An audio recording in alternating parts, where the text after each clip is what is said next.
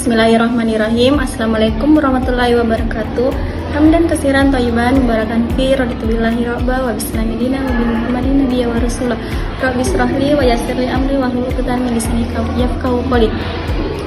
Baik, langsung saja saya akan memperkenalkan kelompok kami, yaitu dari kelompok 5 akan mempresentasikan materi yang berjudul ibadah maliyah.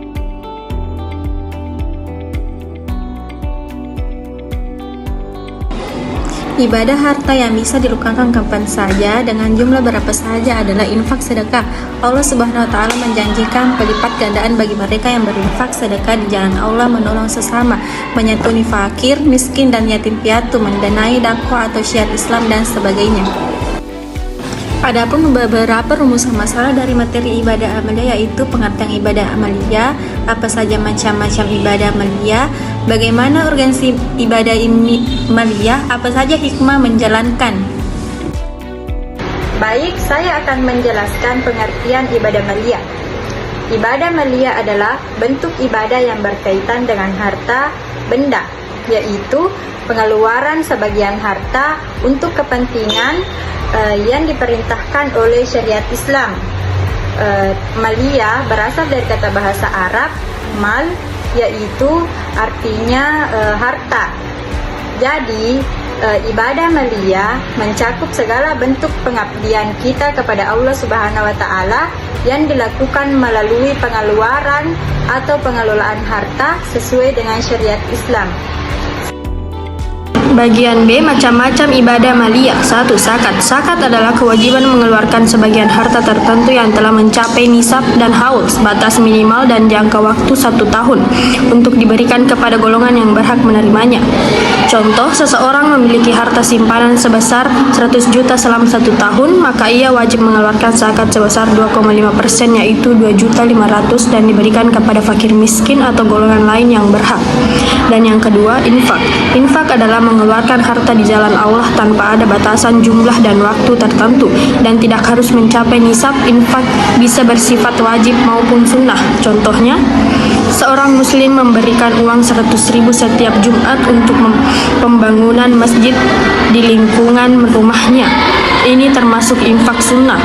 Yang ketiga, sedekah. Sedekah adalah pemberian sukarela dari seseorang kepada orang lain untuk mencari ridha Allah. Sedekah lebih luas dari infak karena bisa berupa non-materi seperti senyum, tenaga, bantuan, dan lainnya. Contoh, memberikan makanan kepada tetangga yang sedang kesusahan atau membantu tetangga mengangkat barang termasuk dalam sedekah.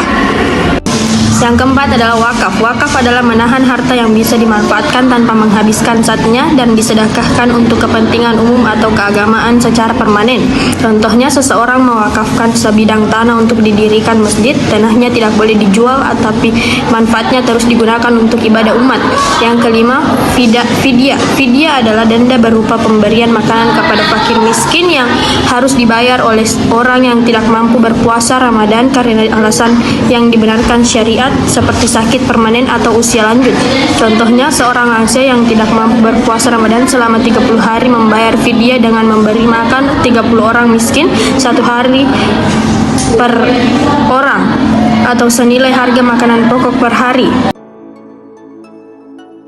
C, yaitu urgensi ibadah maliyah. Ibadah maliyah adalah ibadah yang berkaitan dengan harta seperti zakat, sedekah, infak, dan wakaf. Adapun poin-poin pertama yaitu membantu mengentaskan kemiskinan. Ibadah maliyah membantu orang-orang yang kurang mampu seperti memenuhi kebutuhan dasar mereka. Contohnya, zakat dapat diberikan kepada fakir miskin sehingga mereka memiliki sumber daya untuk bertahan hidup atau memulai usaha kecil. Adapun poin kedua yaitu mendistribusikan kekayaan secara adil. Dengan adanya kewajiban berbagi harta seperti zakat, kekayaan tidak hanya berkumpul pada segelintir orang saja. Ini membantu menciptakan keadilan sosial dan mengurangi kesenjangan antara yang kaya dan yang miskin. Adapun poin ketiga yaitu membersihkan dan menyucikan harta. Di dalam Islam, sebagian Harta kecil yang dimiliki dianggap bukan milik kita pribadi sepenuhnya, melainkan ada hak orang lain di dalamnya. Dengan mengeluarkan zakat atau sedekah, harta menjadi bersih dan halal serta membawa berkah. Adapun yang poin keempat yaitu menumbuhkan kepedulian sosial. Ibadah maliyah menanamkan rasa empati dan tanggung jawab sosial terhadap sesama. Ini membantu menciptakan masyarakat yang saling peduli, gotong royong, dan harmonis. D. Hikmat menjalankan ibadah maliyah yaitu 1. Membersihkan dan menyucikan harta. 2. Mengikis sifat kikir dan cinta dunia. 3. Menumbuhkan rasa empati. 4. Menjadi sarana tasyakur. 5. Meningkatkan keberkahan hidup. 6. Membangun keseimbangan ekonomi dalam masyarakat. 7. Mendapatkan ganjaran dan pahala. Adapun makna spiritual ibadah maliyah yaitu 1. Membangun hubungan keharmonisan antar individu. 2. Menjadi sarana ibadah sosial. Jadi kesimpulan dari materi kami yaitu ibadah maliyah merupakan ibadah yang termasuk dalam ibadah Ghoirul Mahdi, yaitu segala perkataan dan perbuatan akan tetapi tidak ada aturan baku dari syariat, dan dia akan berniat ibadah apabila diniatkan dengan ikhlas dan dalam rangka ibadah. Ibadah harta merupakan investasi amal yang tidak akan berhenti pahalanya walaupun yang bersangkutan sudah meninggal dunia, yang dikenal dengan amal jariyah. Nah, itulah tadi presentasi dari kelompok 5 IK2 yang materi yang berjudul ibadah maliyah, dan mohon maaf apabila ada kesalahan kata dalam menjalankan presentasi dari kelompok kami. Wabillahi taufiq wal hidayah. Wassalamualaikum warahmatullahi wabarakatuh.